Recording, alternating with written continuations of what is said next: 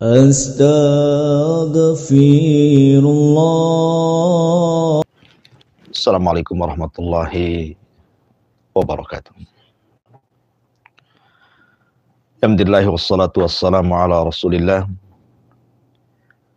wa ala alihi wa sahbihi wa mawalah wa la hawla wa la quwata illa billahi wa ba'du. Alhamdulillah, segala puja dan puji hanya milik Allah subhanahu wa ta'ala. Salawat serta salam kita hadiahkan kepada Rasul kita Nabi besar Muhammad sallallahu alaihi wa ala alihi wasallam. Di pagi yang cukup cerah ini, alhamdulillah kita dipertemukan kembali lewat media yang sama-sama kita cintai bersama ini.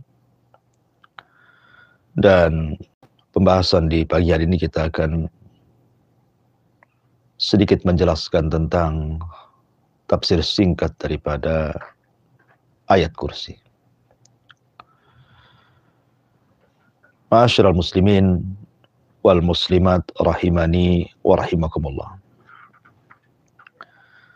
Kita tahu bahwa ayat kursi ini adalah ayat yang paling agung yang terdapat di dalam Al-Quranul Karim.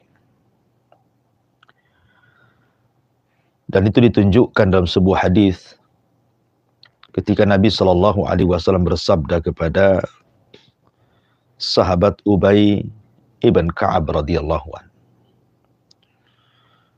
Dan kita tahu bahwa sahabat Ubay ibn Ka'ab ini adalah seorang sahabat dari sederetan para sahabat yang diunggulkan dari segi Al-Quran.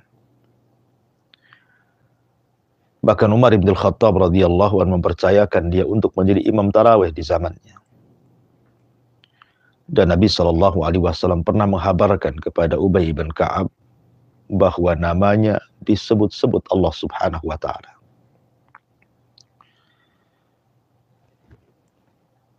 Di sini Nabi Shallallahu Alaihi Wasallam suatu ketika pernah memanggil Ubay bin Ka'ab radhiyallahu anhu. Kemudian menanyakan satu ayat di dalam Al-Quranul Karim yang paling agung. Kata Nabi SAW, Ya Abal Munzir, atadri ayyu ayatin min kitabillahi ma'aka a'zam. Wahai Abal Munzir, maksudnya Ubay bin Ka'ab radhiyallahu anhu, tahukah kamu ayat yang paling agung dalam Al-Quran itu apa? Maka Ubay mengatakan, Allahu wa rasuluhu a'lam. Allah dan Rasulnya yang tahu. Tentu ini sebagai adab. Walaupun dia tahu jawabannya. Akan tetapi, adab seorang sahabat kepada Nabi SAW tidak mau mendahulukan perkataan Rasul dibandingkan perkataan mereka. Tapi Nabi SAW terus mendesak dan mengatakan, Ya Abal Munzir, atadri ayyu ayatin min kitabillahi ma'aka a'zam. Wahai Abal Munzir, tahukah kamu satu ayat dalam kitab Allah yang paling agung? Maka Ubay mengatakan, Qultu Allahu la ilaha illa huwal hayyul qayyum. Maka kemudian Ubay pun membacakan ayat kursi. Allahu la ilaha illa huwal hayyul qayyum. La ta'khuduhu sinatu wa la naum ila akhiril ayat. Maka Nabi SAW menepuk dada Ubay bin Ka'ab dan mengatakan, Wallahi liyahni'akal ilmu ya Abal Munzir. Maka Nabi SAW mengatakan, semoga Allah Subhanahu Wa Ta'ala memudahkan bagimu untuk mendapatkan ilmu, wahai Abal Munzir. Ma'asyiral muslimin yang dimuliakan Allah Subhanahu wa taala, dari sini kita tahu bahwa tidak ada ayat yang paling istimewa dalam Al-Qur'an melebihi ayat kursi. Walaupun semua ayat dalam Al-Qur'an adalah kalamullah, tapi kalamullah juga memiliki keutamaan satu dengan yang lainnya. Ma'asyiral muslimin yang dimuliakan Allah Subhanahu wa taala. Abu Hurairah radhiyallahu anhu suatu ketika ditugaskan oleh Nabi Shallallahu Alaihi Wasallam untuk menjaga pembendaharaan kaum muslimin, Baitul Mal. Satu malam datanglah pencuri makanan dari Baitul Mal yang dijaga oleh Abu Hurairah radhiyallahu anhu. Kemudian Abu Hurairah pun menangkap pencuri ini. Kemudian tiba-tiba pencuri ini mengatakan, "Inni muhtajun wa alayya iyal wa li hajatun syadid." Wahai Abu Hurairah, aku ini orang yang sangat menghajatkan makanan ini. Aku punya banyak keluarga. Wa li hajatun syadidatun. Dan aku sangat berhajat dengan makanan ini. Keluargaku, mereka sedang kelaparan. Maka Abu Hurairah radhiyallahu anhu pun melepaskan pencuri ini. Kemudian Nabi sallallahu alaihi wasallam keesokan harinya mengatakan kepada Abu Hurairah radhiyallahu anhu, "Ma fa'ala asirukal bariha?" Wahai Abu Hurairah, apa yang dilakukan pencuri yang kau tangkap semalam itu? Maka Abu Hurairah menceritakan bahwa dia melepaskannya disebabkan dia sangat berhajat dengan makanan itu. Maka Nabi Shallallahu Alaihi Wasallam mengatakan, nanti malam dia akan datang lagi. Akhirnya kemudian apa yang disabdakan Nabi Shallallahu Alaihi Wasallam menjadi kenyataan. Orang itu datang lagi dan mencuri lagi dan ketangkap lagi. Kemudian alasannya sama.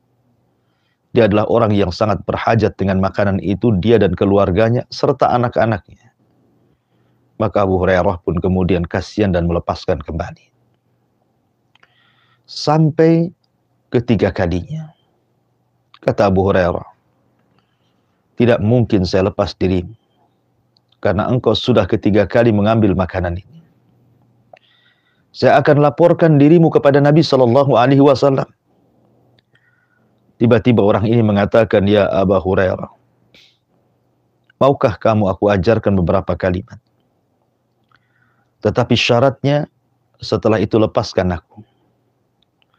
Kata Abu Hurairah radhiyallahu an, "Apa kalimat yang akan kau ajarkan itu?" Maka kemudian orang ini mengatakan, "Ya Abu Hurairah, idza awaita ila firashik faqra ayatal kursi." Wahai Abu Hurairah, kalau engkau hendak beranjak ke pembaringanmu, kau hendak tidur, maka jangan lupa membaca ayat kursi. Allahu la ilaha illa huwal hayyul qayyum ila akhir ayat. Fa innaka lan yazala 'alaika minallahi hafidh wa la yaqrabuka syaitanun hatta tusbiha. Kalau engkau membaca ayat ini, maka engkau akan senantiasa mendapatkan penjagaan dari Allah Subhanahu wa taala. Dan tidak ada setan yang berani mendekatimu. Akhirnya kemudian Abu Hurairah pun melepaskan orang ini. Keesokan harinya, Nabi Shallallahu Alaihi Wasallam bertanya, "Ma fa'ala asirukal bariha ya Abu Hurairah?" Apa yang kau lakukan dengan pencuri yang kau tangkap semalam itu? Kemudian Abu Hurairah radhiyallahu anhu menceritakan, oh dia mengajarkan beberapa kalimat, mengajarkan ayat kursi yang dibaca sebelum tidur dan dijanjikan Allah akan memberikan penjagaan dan syaitan tidak akan mendekatnya. Maka Nabi Shallallahu Alaihi Wasallam mengatakan, "Ya Abu Hurairah, tahukah kamu siapa orang yang kau tangkap semalam itu?" Maka Abu Hurairah mengatakan, "Allah wa Rasuluhu a'lam." Allah dan Rasulnya yang tahu. Maka Nabi Shallallahu Alaihi Wasallam mengatakan, "Dzaka syaitan." Yang kau tangkap itu syaitan. Sadaqaka wa huwa kadzub. Setan itu telah benar. Mengajarkan ayat kursi. Yang kau baca sebelum tidur, dia tidak akan mendekat darimu dan engkau akan mendapatkan penjagaan dari Allah Subhanahu wa taala. Tapi ketahuilah wahai Abu Hurairah, setan itu adalah pendusta. Khusus dalam bab ini dia benar. Tetapi selain ini semua setan itu pendusta. Dari sini ma'asyiral muslimin yang dimuliakan Allah Azza wa Jalla, syaitan mengajarkan kepada Abu Hurairah satu ayat dalam Al-Quran. Kalau seandainya Abu Hurairah membacanya dan kita semua membacanya, maka setan yang memberitahu bahwa dia tidak akan mendekat kita. Dan dia takut dengan kita ketika kita membaca ayat ini. Luar biasa. Ayat yang bisa menakuti syaitan lewat lisan syaitan sendiri. Itulah ayat kursi. Bahkan hadis dari Umamah radhiyallahu an, Nabi SAW pernah mengatakan, "Man qara'a ayatal kursi fi duburi kulli salatin maktubatin lam yamna'hu min duhulil jannah illa an yamut." Siapapun yang membaca ayat kursi setiap selesai sholat wajib, tidak ada yang menghalangi dia masuk ke dalam sorga selain kematiannya. Maknanya, siapapun yang mendawamkan membaca surah atau ayat kursi setelah sholat, maka Allah memberikan jaminan dengan sorganya. Subhanallah. Kenikmatan mana lagi orang mendapatkan jaminan masuk sorga? Cukup mendawamkan membaca ayat kursi setelah sholat. Oleh karena itulah maka jangan pernah tinggalkan ayat yang mulia ini. Karena banyak sekali faedahnya. Bahkan Abu Hurairah radhiyallahu an pernah mengatakan,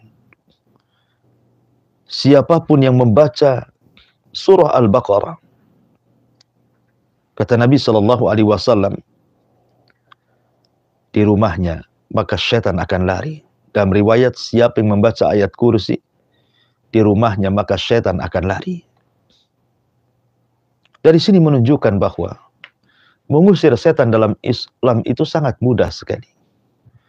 Cukup Anda membaca surah Al-Baqarah. Kalaupun mungkin terlampau panjang, mungkin bosan membacanya, maka Anda cukup membacakan ayat kursi saja. Itu sudah membuat syaitan lari. Takut dengan ayat kursi yang kita baca dan diniatkan untuk mengusir syaitan. Bahkan subhanallah, ada sebuah kisah dari Ubay bin Ka'ab radhiyallahu an. Jadi dikisahkan bahwa suatu ketika dia memiliki satu bejana dari tamr, dari satu gantang dari kurma kering. Setiap hari kurma itu berkurang dan berkurang. Curigalah kemudian Muhammad, sahabat ini, kemudian memperhatikan siapa yang mengambil tamar itu. Rupanya malam-malam itu dia melihat ada bayangan, semacam anak kecil yang mendekati tamar itu. Rupanya ketika ditanya siapa dia, orang ini mengatakan, saya adalah jin. Kemudian ketika melihat tangannya, rupanya tangannya berbulu seperti tangan anjing. Maka dia pun ketakutan. Kemudian mengatakan, apa yang bisa membuat dirimu menghindar dariku? Maka kemudian makhluk yang aneh ini mengajarkan ayat kursi kepada sahabat ini. Ma'asyiral muslimin yang dimuliakan Allah Azza wa Jalla. Bahkan dia pun mengatakan, siapa yang membaca di pagi hari, maka dia tidak akan diganggu oleh syaitan sampai sore hari. Siapa yang membaca di sore hari, dia tidak akan diganggu sampai pagi hari. Dan ini keutamaan yang luar biasa. Dijadikan azkar, zikir pagi dan juga petang, untuk menghindarkan kita dari syaitan. Ma'asyiral muslimin yang dimuliakan Allah Subhanahu wa ta'ala, dan tentunya banyak lagi keutamaan ayat kursi kalau kita bentangkan. Tapi yang ingin saya berikan penjelasan sedikit tentang ayat kursi ini. Ayat kursi ini adalah ayat yang menjawab setiap orang yang bertanya, Man huwallah? Siapa itu Allah? Kalau ada orang yang bertanya soal siapa Allah, siapa Tuhan kita, siapa zat yang selama ini kita sembah, maka jawabannya, Allahu la ilaha illa huwal hayyul qayyum. La ta'khuduhu sinatu wa la naum. Lahu ma fis samawati wa ma fil ardi. Man dhal ladzi yashfa'u 'indahu illa bi'idni. Ya'lamu ma baina aydihim wa ma khalfahum. Wa la yuhituna bi syai'in min 'ilmihi illa bima syaa. Wasi'a kursiyyuhu samawati wal ard. Wa la ya'uduhu hifdhuhuma wa huwal 'aliyyul 'azim. Inilah Allah. Inilah Allah. Kalau Anda bertanya siapa Allah, inilah Allah. Allah, la ilaha illahu. Dia adalah zat yang tidak ada sesembahan kecuali Dia. Ketika orang-orang Nasrani, mereka salah mensifatkan Allah Subhanahu wa Ta'ala dan menjadikan Isa bin Maryam sebagai sesembahan mereka dengan mengatakan dia adalah anak Tuhan. Dia adalah satu di antara tiga Tuhan. Bahkan ada sebagian mereka mengatakan dia adalah Tuhan itu sendiri. Ketika orang-orang Nasrani salah mensifatkan Tuhan dan mengatakan Uzair ibnullah. Ketika orang-orang As-Sabi'ah, mereka tersesat, menyembah bintang-bintang dan dikatakan itu Allah. Ketika orang-orang musyrik Arab, mereka tersesat dengan menyembah Lata, Uzza, Manat, dan Khubal, Saif dan Nailah, dan seluruh sesembahan-sesembahan selain daripada Allah Subhanahu wa Ta'ala, maka Islam diberikan karunia oleh Allah Subhanahu wa Ta'ala dengan mengetahui siapa Allah yang kita sembah. Karena Allah sendiri telah mensifatkan dirinya, Allahu la ilaha illa huwal hayyul qayyum. Allahu la ilaha illahu. Dialah Allah, zat yang pantas untuk disembah dan yang lainnya tidak pantas untuk disembah. La ilaha, tidak ada sembahan yang berhak disembah kecuali Allah, kecuali Allah. Illallah. Ma'asyiral muslimin yang dimuliakan Allah Subhanahu wa Ta'ala. Siapa Allah? Dialah la ilaha illahu. Dialah zat yang pantas disembah. Selainnya tidak akan pantas disembah. Bagaimana akan pantas disembah? Selain daripada Allah Subhanahu wa Ta'ala tidak sanggup menciptakan langit dan bumi. Mereka tidak memiliki secuil kekuasaan di langit dan di bumi. Bagaimana mereka pantas disembah? Karena zat yang pantas disembah adalah zat yang maha mengatur, memiliki, menguasai, menghidupkan dan mematikan. Dialah Allah, la ilaha illahu.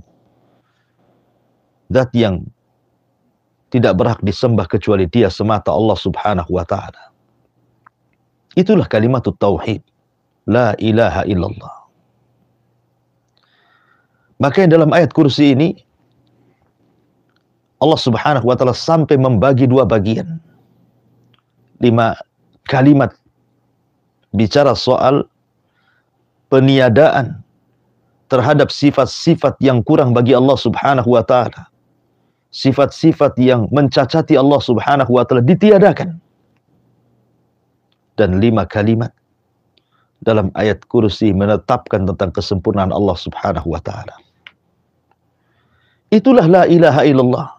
Ada yang dibuang, ada yang ditetapkan.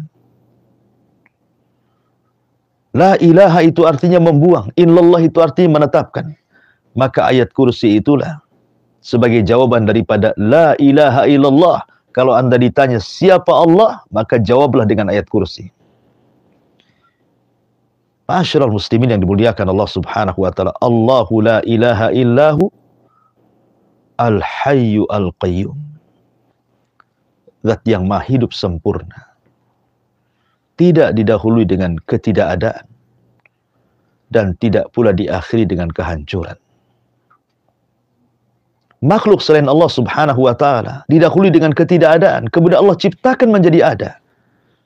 Dan diakhiri dengan kehancuran. Kullu man 'alaiha fan. Wa yabqa wajhu rabbika dzil jalali wal ikram. Semua manusia akan hancur. Semua makhluk akan hancur. Dan yang tetap hanyalah wajah Allah subhanahu wa ta'ala. Al-Qayyum. Yang tegak berdiri sendiri tanpa berhajat kepada yang lainnya. Al-Qayyum. Di mana seluruh makhluk-makhluknya berhajat kepadanya. Dialah As-Samad. Semua makhluk bergantung kepada Allah subhanahu wa ta'ala. Tidak ada satupun makhluk yang ada di alam semesta ini kecuali nasib mereka bergantung kepada Allah subhanahu wa ta'ala. Itulah Al-Qayyum. Dan Allah tidak berhajat kepada mereka, sementara mereka sangat berhajat kepada Allah subhanahu wa ta'ala. Samad. Semua orang bergantung kepada Allah subhanahu wa ta'ala. La ta'khuduhu sinatun wala naum. Allah tidak pernah disentuh dengan kekantukan, apalagi dengan tidur. Kapanpun Anda mengangkat kedua tangan ke langit dan mengatakan ya Rabb, ya Rabb, maka Allah subhanahu wa ta'ala akan senantiasa mendengar setiap seruan doa kita. Karena dia tidak pernah ngantuk dan tidak pernah tidur. Kapanpun Anda meminta kepada Allah subhanahu wa ta'ala, pasti Allah akan ijabah semua permintaan kita. Karena Allah subhanahu wa ta'ala tidak pernah tidur dan tidak pernah mengantuk. Semua keinginan kita, hajat-hajat kita. Apakah Anda meminta rizki kepada Allah azza wa jal? Apakah Anda meminta kesehatan kepada Allah azza wa jal? Apakah Anda meminta keturunan kepada Allah azza wa jal? Apakah Anda meminta pekerjaan kepada Allah azza wa jal? Apakah Anda meminta diampuni dosa-dosanya? Maka pasti Allah akan mendengarnya. Karena Allah tidak pernah ngantuk dan Allah tidak pernah tidur. Beda dengan kita. Kita adalah makhluk yang dipaksa oleh kantuk dan dipaksa oleh tidur. Betapa hebatnya manusia menahan kantuk dan tidur. Pasti dia terkantuk dan pasti dia tertidur. Tetapi seandainya manusia terkantuk dan tertidur pula sekalipun, maka Allah subhanahu wa ta'ala tetap akan memberikan hajat dan kebutuhan apa yang kita minta. Luar biasa. Siapa Allah? Lahu ma fis samawati wa ma fil ardh. Semua yang ada di langit, semua yang ada di bumi adalah milik Allah subhanahu wa ta'ala. Tidak ada makhluk selain Allah azza wa jal yang berserikat dengan Allah azza wa jal memiliki langit dan bumi, menguasai alam semesta. Bahkan menciptakan seekor lalat pun mereka tidak sanggup. Bagaimana mungkin menciptakan langit dan bumi? Artinya, zat yang menguasai alam semesta, langitnya, buminya, sampai kita sendiri manusia adalah milik Allah subhanahu wa ta'ala. Maka sudah sepantasnya, zat yang memiliki segalanya, dialah zat yang pantas untuk kita sembah. Adapun, selain daripada Allah azza wa jal, berhala-berhala itu, patung-patung itu, yang terbuat terkadang dari bebatuan dan pepohonan, atau berhala-berhala yang lainnya, mereka bukan pemilik langit dan bumi. Bahkan mereka sendiri tercipta oleh tangan-tangan manusia. Am khuliqu min ghairi syai'in am humul khaliqun am khalaqus samawati wal ardh bal la yuqinun. Apakah mereka diciptakan dari segala sesuatu? Ataukah mereka menciptakan diri mereka sendiri? Ataukah mereka yang menciptakan langit dan bumi? Bahkan orang musyrik sekalipun tidak yakin dengan kata-katanya. Ma'asyiral muslimin yang dimuliakan Allah subhanahu wa ta'ala. Ya'lamu ma baina aydihim wa ma khalfahum. Setelah Allah subhanahu wa ta'ala menegaskan tentang kekuasaannya secara mutlak bahwa yang di langit dan di bumi adalah milik Allah Subhanahu wa taala, maka di sini Allah berpindah bahwa Allah pun memiliki pengetahuan secara mutlak baik yang ada di langit, baik yang ada di bumi, baik yang ada di dunia, baik yang ada di akhirat. Pengetahuan Allah Subhanahu wa taala menjangkau semuanya, yang telah, yang sedang, dan yang akan datang, bahkan sesuatu yang mustahil terjadi kalau terjadi Allah Subhanahu wa taala tahu. Ya'lamu ma baina aydihim wa ma khalfahum. Allah mengetahui ma baina aydihim, yang di depan mereka, dan juga yang di belakang mereka. Sebagian ahli tafsir mengatakan maksudnya Allah tahu dengan perkara dunia dan Allah tahu dengan perkara akhirat. Ataupun Allah tahu tentang perkara yang sudah lewat, yang sedang terjadi, ataupun yang akan datang. Tapi selain daripada Allah, tidak ada yang tahu. Berhala-berhala itu tidak tahu nasib-nasib kita, maka jangan pernah mengadu kepada berhala. Patung-patung dan sonam-sonam itu, mereka tidak tahu soal nasib kita, soal kehidupan kita, berapa rizki yang akan kita dapati, berapa usia yang kita akan jalani, di mana kita akan mati, mereka tidak tahu.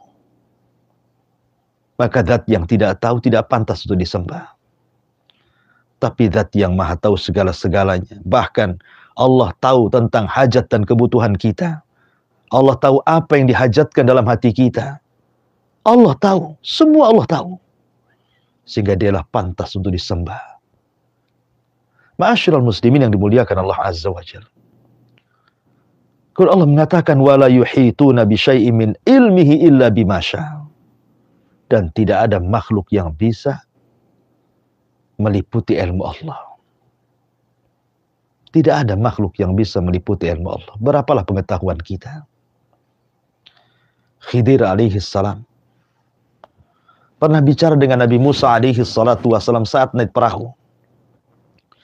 Kemudian dilihatnya ada burung menukik ke lautan, kemudian meneguk sesuap air, kemudian terbang kembali.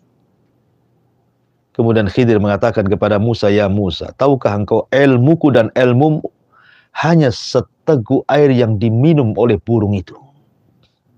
Sementara ilmu Allah itu bagaikan lautan yang terhampar tanpa bertepi.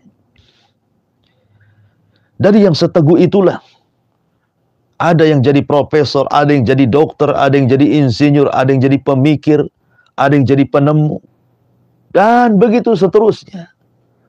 Tetapi seandainya ilmu manusia dikumpulkan satu dunia, sekalipun jin dan manusia serta malaikatnya, maka ilmu kita semua hanya satu tetes dibandingkan ilmu Allah seluas lautan yang terbentang itu. Wa ma utitu minal ilmi illa qalila. Karena kita ini diberikan ilmu hanya sedikit oleh Allah Azza wa Jalla. Yang sedikit itulah diperebutkan oleh banyak manusia. Wasi'a kursiyuhus samawati wal ardh. Kursinya Allah meliputi langit dan bumi. Kursi itu artinya tempat berpijaknya kedua kaki Allah. Di sini Allah Subhanahu wa taala tidak hendak menjelaskan besarnya arsy Allah. Cukup Allah Subhanahu wa taala menjelaskan tempat berpijak kedua kakinya Allah Azza wa Jalla. Itu saja sudah meliputi langit dan bumi. Yang kalau dibandingkan antara langit dan bumi dan kursi itu seperti cincin yang diletakkan di tengah padang pasir. Cincin itulah langit dan buminya, padang pasir itu adalah kursinya. Bagaimana dengan arsy-Nya? Bagaimana dengan Sang Khalik pencipta segala sesuatu? Allahu Akbar. Tentu Allah lebih besar dibandingkan semua makhluknya. Wala ya'uduhu hifdhuhuma. Dan Allah tidak akan berat ketika menjaga langit dan bumi. Ya, karena semua bergantung kepada Allah. Semua berhajat kepada Allah Azza wa Jalla. Allah tidak pernah tidur dan tidak pernah ngantuk. Allah tahu segala-galanya. Allah lah yang memiliki langit dan bumi, menguasai dan mengaturnya. Sehingga tidak ada keberatan bagi Allah untuk menjaga langit dan bumi. Wa huwal aliyyul azim. Dialah zat yang maha tinggi. Tinggi secara zatnya, tinggi secara kekuasaannya, tinggi secara hukumnya. Azim, besar secara zatnya, besar secara kekuasaannya, dan besar segala-galanya. Itulah Allah. La ilaha illahu al-hayyul qayyum, la ta'khuduhu sinatu wa la naum, lahu ma fis samawati wa ma fil ard, man dzal ladzi yashfa'u indahu illa bi'idznih. Yashfa'u indahu illa bi'idznih. Tidak ada yang mampu memberikan syafaat kecuali dengan izin Allah Subhanahu wa taala. Hatta malaikat sekalipun tidak sanggup memberikan syafaat kecuali setelah Allah Subhanahu wa taala izinkan.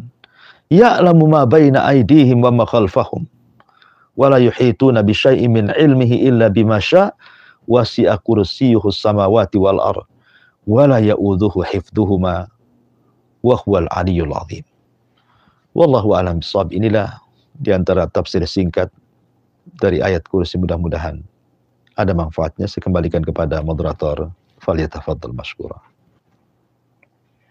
Baik, Ustadz, jazakallahu khairan, barakallahu fikum Ustadz. Terima kasih banyak Ustadz untuk penyampaian ilmu al-Islam yang sangat berfaedah sekali bagi kita semua, kaum muslimin dan muslimah, sahabat pendengar Radio Han dan sahabat pemerhati dakwah saluran Han TV dimanapun Anda semua berada. Alhamdulillah telah kita simak kajian Islam ilmiah berkah pagi bersama Radio Han 106 FM Batam dan saluran Han TV, kaum muslimin dan muslimah, sahabat Han dimanapun Anda semua berada, dengan bimbingan oleh guru kita Ustaz Abu Humairah Hafizahullah Ta'ala mengenai tafsir Al-Kursi pada pagi hari ini. Di sisa waktu yang ada, kita akan bertanya jawab. Silakan kaum muslimin dan muslimah, sahabat Han dimanapun Anda semua berada, kami menyapa Anda dimanapun kediaman Anda pada saat ini. Mari ikut serta dengan kami. Silakan kaum muslimin dan muslimah, sahabat Han dapat menyisipkan pertanyaan berkenaan dengan penyampaian oleh Al-Ustaz tadinya pada nomor 081803106106 maupun pada nomor 081170061006. Silakan kirimkan pertanyaan sebanyak-banyaknya. Insya Allah akan kita bawakan pada kajian Islam ilmiah yang sedang berlangsung. Andaikan tidak terbawakan, maka akan kita simpan hingga pada pengajian kita di hari Rabu siang, yaitu kajian Islam ilmiah. Anda tanya kami jawab pada pukul 1 siang, masih di Radio Han FM Batam dan Han TV. Yang mana pada hari Rabu siang itu kita akan kembali mendengarkan bimbingan oleh guru kita pula Al-Ustaz Abu Humairah Hafizahullah Ta'ala. Kita akan membacakan pertanyaan yang hadir pada pagi hari ini. Ada Ibu Indah ya, Ibu Indah di Batam Kota. Ustaz, ada pertanyaan dari Ibu Indah di Batam Kota. Jazakumullah khairan Ibu untuk pertanyaannya. Ustaz, dalam membaca ayat kursi ataupun zikir mau tidur ataupun bangun tidur ataupun zikir mutlak lainnya, dalam membaca zikir-zikir ataupun ayat kursi itu apakah boleh dalam keadaan tidak ada wudhu dan aurat pun tidak tertutup Ustaz, misalnya seperti itu, apakah boleh demikian itu Ustaz? Lalu Ustaz, ketika kita membaca ayat kursi sebelum tidur, apakah ada tuntunan juga membaca 10 ayat terakhir surah Ali Imran Ustaz? Apakah ada tuntunan demikian Ustaz? Mohon pencerahannya. Iya. Bismillah, wassalatu wassalamu ala rasulillah wa ala alihi wa sahbihi wa mawala wa la hawla wa la quwata illa billahi wa ba'd. Iya, tentang zikir yang sifatnya muqayyad ataupun mutlak, maka zikir itu tidak mengharuskan dia di atas taharah, di atas suci, artinya harus suci dari hadas kecil ataupun hadas besar. Karena zikir itu bisa dilakukan dalam posisi junub ataupun tidak junub.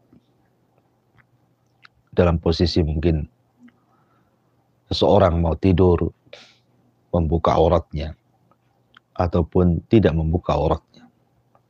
Yang jelas bahwa Anda tidak dilihat kecuali Anda saja dan orang yang berhak melihat aurat Anda. Maksudnya pasangan dalam hal ini.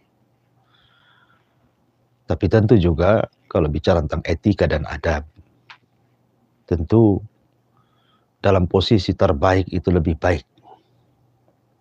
Bagaimanapun kita sedang berzikir kepada Allah Subhanahu wa taala, tentu mengambil posisi terbaik dalam kondisi terbaik, dalam keadaan terbaik tentu akan menjadi baik. Ya. Walaupun secara hukum tidak ada masalah orang berzikir seperti umpamanya orang haid. Orang haid mungkin dalam hal membaca Al-Quran, memegang Al-Quran, maksudnya mushaf Al-Quran menjadi khilaf para ulama. Atau seperti orang haid tinggal di masjid, menghadiri kajian, itu menjadi khilaf para ulama. Tetapi tidak ada khilaf ulama orang haid itu berzikir. Berzikir dari lisannya, hafalannya. Dari sini menunjukkan bahwa tidak ada pantangan zikir itu harus suci atau tidak suci. Berhadas atau tidak berhadas. Junub ataupun tidak junub. Zikir ini mutlak. Kapanpun bisa dilakukan. Termasuk juga zikir pagi dan petang. Yang sifatnya muqayyad, yang sudah dijelaskan waktunya. Pagi dan petang atau zikir sebelum tidur. Atau sesudah tidur, doa sudah tidur, dan begitu seterusnya. Adapun tentang apakah kemudian dianjurkan juga tadi baca ayat surat Al-Imran. Saya kurang paham maksudnya surat Al-Imran ini apa gitu ya. Tapi kalau akhir surah Al-Baqarah, mungkin Amanah Rasul dan begitu seterusnya, terkadang dianjurkan dibaca dalam tempat-tempat tertentu. Tapi kalau Al-Imran, maksudnya Al-Imran tadi karena kurang jelas juga ayatnya yang mana, bunyi ayatnya seperti apa gitu kan. Jadi saya tidak bisa memberikan jawaban. Wallahu a'lam. Baik, Ustaz, jazakallahu khairan Ustaz untuk jawabannya. Untuk menanggapi pertanyaan Ibu Indah di Batam Kota tadi, insya Allah menjadi berfaedah bagi kita semua. Selanjutnya ada Ibu Siti di Lumajang, Jawa Timur. Ustadz, mengenai membaca ayat kursi setelah sholat wajib, Ustadz. Nah, apakah boleh dalam membaca ayat kursi itu, misalnya kita sudah tidak di posisi di tempat sholat itu, maksudnya kita sudah selesai, kita sudah keluar dari masjid, Ustadz. Apakah boleh terputus itu, atau dalam membaca ayat kursi itu harus digabung juga dengan membaca zikir setelah sholat seperti subhanallah, alhamdulillah, la ilaha illallah, wallahu akbar, itu apakah harus berurutan membacanya dan keadaan duduk ataupun boleh diputus-putus, Ustaz? Ya, alhamdulillah, salatu wassalamu ala Rasulillah, amma ba'du. Wallahu a'lam. Tapi yang jelas bahwa zikir setelah sholat itu memang sebaiknya tidak beranjak dari tempat ketika Anda sholat di situ. Jadi selepas salam Anda tidak usah beranjak dari situ. Selesaikan zikir Anda. Apalagi setelah zikir itu ada ba'diyah sholat. Artinya digabung setelah Anda zikir sholat langsung melaksanakan sholat sunnah ba'diyah. Maka itu lebih afdal. Tapi kan terkadang seseorang itu ada hajat dan kebutuhan. Entah tiba-tiba ada tamu di rumah. Atau adalah yang sifatnya mendesak sehingga Anda tidak bisa duduk lama setelah zikir sholat. Maka tidak mengapa Anda membaca zikir sambil berjalan. Kalau memang ada hal yang mendesak, yang Anda tidak bisa duduk berzikir menyelesaikan di tempat duduk Anda boleh sambil berjalan menuju rumah Anda atau tempat yang Anda hajat di situ, terus membaca zikir yang belum selesai setelah sholat. Termasuk juga surat kursi. Saya kira tidak ada larangan untuk membaca harus duduk, dan juga nggak ada perintah juga. Cuman sekali lagi namanya zikir setelah sholat kan biasanya secara keumuman adat biasanya kan duduk. Apalagi setelah itu ada sholat-sholat ba'diyah kan itu. Tapi sekali lagi kalau memang ada hajat kebutuhan ya, wallahu alam, saya kira tidak ada masalah sambil berjalan menyelesaikan zikir sampai ke rumah Anda. Wallahu alam. Baik, Ustaz, jazakallahu khairan Ustaz. Terima kasih Ustaz untuk pencerahannya, untuk menanggapi pertanyaan Ibu Siti di Lumajang, Jawa Timur tadi. Terima kasih banyak Ibu jazakallahu khairan untuk pertanyaannya. Insya Allah menjadi nasihat yang sangat bermanfaat bagi kita semua kaum muslimin dan muslimah sahabat dimanapun ada semua berada. Soalan terakhir Ustaz,